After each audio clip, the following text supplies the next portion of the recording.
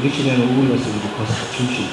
So I don't think I have much to add, but to appreciate the efforts, especially the Speaker, for his efforts in highlighting the dilemma we are in the traditional institution and the need for us to be in the Constitution and have a role. And also for the protection, as he has said, it's a double-edged sword. The politicians, if you don't support this government or that one wants to come to power, they are in trouble. And also for the financial support also. Without some financial independence, we will not be able to perform our functions. So we appreciate what you have done. We also want to appreciate the chairman of the Traditional Council in the House of Rep, who since 1999 he has been putting a lot of efforts to see we come to this stage. Why we are here is due to his efforts and also the support of the Speaker. So we want to affirm and also reaffirm our commitments, and we thank you, we appreciate what you have done, and by the grace of Allah we will succeed. Thank you very much. Traditional institution is very vital because a country without history. And I also want to say that the traditional institution is so vital because we have a lot of information, ancestral information about our people. We are the closest to the grassroots. And all this gives us an identity. A lot of people are traveling out of the country today. They don't know who they are. But the traditional institution, we have all this information, and this will help us in our economy. And also believe that it's also for continuity and sustainability. Governments come and go, politicians come and go, but the traditional ruler is always there with the people. And I think when there is interaction and there is advisory roles that they play, I think it will be better off for our country. We support what everybody is saying. Nigeria is a great country. We believe in it passionately. And we thank you very much for this opportunity and space to express ourselves. Thank you and God bless you. Let me rest on the existing protocol. Your Excellency, the major challenge that we have ignored is that in most of our customary courts, especially in the south where I come from, are manned by lawyers who have little or nothing in terms of experience of customary practices, except that they are trained in the practice of English law or common law and the Nigerian law. Yes, the Nigerian legal system in schools or in the universities are taught, but the primary practices of customary law appear very strange to some of these lawyers that are trained in the Nigerian legal system, some in common law and in English law. So I think we should consider codifying our customary laws. If the state government across the country, the state houses of assembly, can consider codifying some of our customary laws to assist preserve the traditional institution, I think it will go a long way to accentuate our interest. Honorable Barrister Yabo Fakunle Okeme, I'm a member of the State House of Assembly. I want to greet our royal fathers for this occasion. All your points are so germane, and I know that the Speaker of House of Representatives and the members, they will surely do a good job looking to it. But the one thing that really concerns me and so many of my sisters that are here, because we, all the female legislators all over the country, has been invited. We had our session in the morning, but we were persuaded to wait and witness this session. I'm a princess. I grew up in the palace, and I know the very, very important roles of our royal fathers in changing the narrative and in bringing about expeditious conclusions to matters. I just want to plead that you please add your voice to the special seats bill that we are pursuing in the house. That this time around, that you see the light of day, that you had your influence, you had your fatherly roles, you had your fatherly blessings to it, because we want these bills to become laws in this 10th assembly. The bill for special seats for women, because we know that the society is as strong as the women in it. We are supposed to be giants of Africa, but we have other smaller nations around us that have more better women representation, and they are better off. Please, you can check my assertions. So please, we need your help, we need your assistance, we need you to help us prevail on the house. Thank you. To the traditional rulers' role in Nigeria. And my simple appeal will be that the role of women, female chiefs in Nigeria is also needing some attention. We know that it is the royal fathers that gives chieftaincy titles to the women, because the community is made up of 80% or thereabout women, and needs to be heard when their issues are being raised. And so I will lend my voice to what our fathers, our royal fathers have said here, that in considering the bill, there should be some clauses to take care of the female chiefs that are being given some responsibility by the royal fathers. Thank you. Thank you to consider this very important request. I don't know if there is any other person who may wish to. We just take one or two because of time, just to time constraints. Please, 1 minute. Dear fathers, my name is Mary Koko. I'm the founder of Emerge Women Development Initiative. I want to commend the House and our fathers for a very insightful conversation. And first to thank you about the bills for the traditional leaders. Now we are talking about the gender additional seats for women. I want to ask, because sitting here, I can see that all we have here are traditional fathers. I'm wondering where the traditional mothers are. Because better we take them step by step. If we try to take too many at a time, we might not be able to achieve so much. Let us see how we can be able to get all stakeholders to key into the issue of these reserved seats. Thereafter, we can now begin to look at other areas where we can expand. But taking them all at a time might actually dilute the significance and substance of what you are here today. I quite appreciate your concern, and I'm sure one day we'll be there. Thank you very much for the contribution.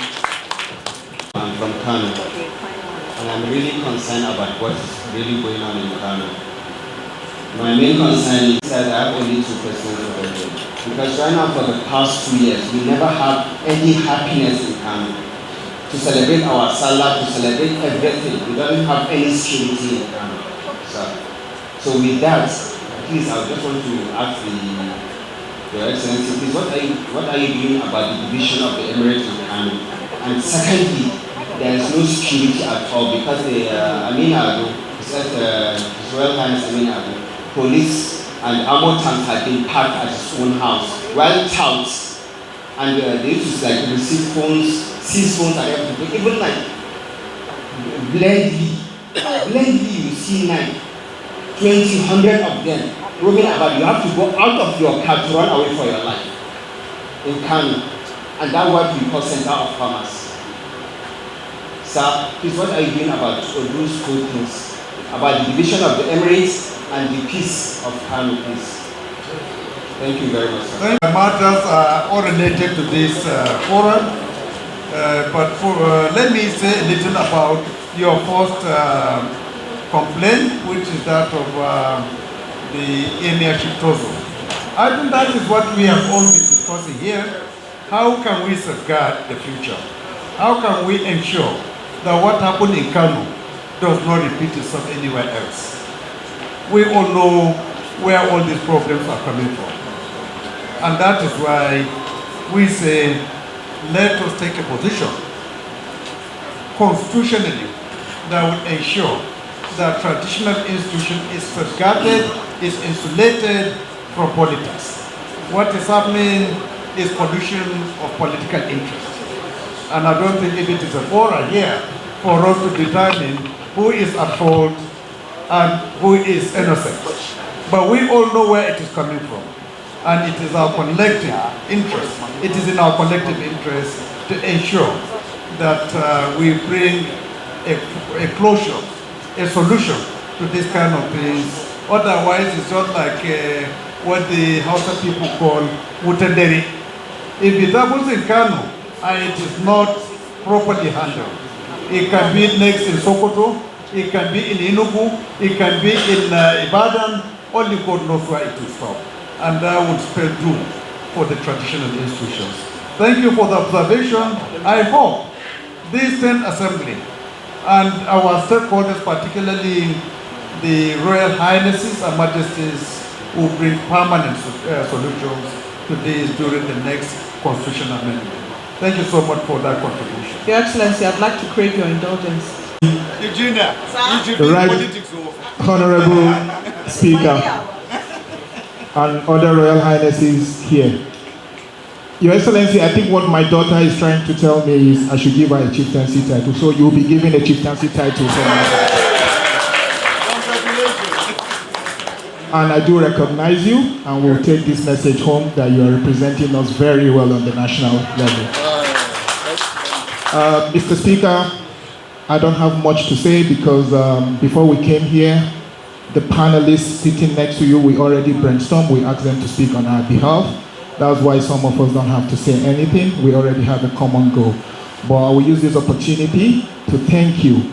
We can see the passion you have, not just because you are a prince, but because you understand what they call loyalty to the throne itself, as well as where you're coming from. Ours is prayers for you and your team and the whole National Assembly and the whole Federal Republic of Nigeria. We as fathers, we are there for you people. So kindly do this for us so we too will get back to our people and tell them what you have done. Thank you very much, Speaker. President, let me summarize some of the issues we discussed earlier and the key recommendations. If I hear you very loudly, you want to see amendments to restore constitutional status for traditional rulers in the next constitutional amendments. You also want to ensure that the Constitution defines functions, compositions, selection processes, and advisory scope at all tiers of government. That means at the National Council, State Council, and local governments. You also are advocating for the enshrinement of protection from political interference with clear provisions for appointment and removal processes. You also want to see an integration of traditional councils formally into local security and peace-building architecture. You also want to see constitutional provision made for administrative and financial support to strengthen these councils. And in so doing, some of you have advocated for the 5% introduced during the Sani Abacha regime to be revisited and enshrined in the Constitution. You also want to see that we uphold non-partisan, traditional rulers uphold non-partisanship as practiced in Ghana and Botswana. You also want to see traditional rulers being proactive partners in grassroots security, dispute resolution, and community mobilization. You also want to see traditional rulers being part of the documentation and codification of customary laws to ensure consistency and protect culture. You also want to see traditional rulers promote progressive cultural practices that align with national values and human rights. Support the House and Senate through constructive advice as we develop these reforms. I think this speaks your minds, and these are the things that we discuss here, and these are the positions we have taken. So I will give our royal fathers one minute to recapture in summary what they want us to move out of this gathering with in our own minds. And I start with His Royal Majesty, Royal Majesty's leadership of the House, of our distinguished stakeholders. It has been a very mutually beneficial engagement. We have heard from our royal fathers. We have taken also contribution from other stakeholders. I think this engagement has been a very fruitful one. And because we are committed to this project, that is why for the very first time in the history of the Nigerian Parliament, a full-fledged standing committee on traditional institutions is established. It has never happened before. And we want to assure you that we will continue to do everything humanly possible to make sure that this time around your collective aspiration and ours as we see the light of the day. Your Royal Highnesses, the National Assembly is dedicated to creating a system that blends modern governance with our cherished traditions. As history demonstrates, when our traditional institutions are strong, yet shielded from excessive political influence, our communities become stronger and our democracy more resilient. I believe we will be able to get it right this time around, but our traditional institutions, our colleagues and stakeholders will all have work to do. And that work is first and foremost on the 12th day of this month. There will be constitutional review engagements in 12 centers across the country. We want the traditional institutions to be at the ground seat. Go there and talk of what we have agreed here. Continue to talk, sing that song. It is the only way it will resonate at the end of the day. Don't allow we the politicians to do the fighting alone. You are also stakeholders. You need to make your voices heard in those forums. And you should additionally also use the opportunity given to you to speak to your members of the House of Representatives, your senators, your state members of the houses of assemblies in your states, and even your governors, so that they can also reason along the same way we are looking at this issue. Because as the Oba mentioned, the war will not stop and end with the House alone. The Senate has to also concur with what we have done, and the State House of Assembly will have to also affirm by giving 2/3 majority in this particular issue. And we believe that State House of Assemblies and governors are linearly tied to this. So if you really want to get this done, we should not only speak to the State House of Assemblies, we should also speak to our governors to also see the reason why this time around these noble intentions allow to see the light of the day. Distinguished ladies and gentlemen, thank you so much for being here. Thank you so much for listening. Thank you so much for your contribution. May God bless you all. May God deliver you back to the destination. God bless you. Thank you. Thank you very much, Vice Deputy Chair.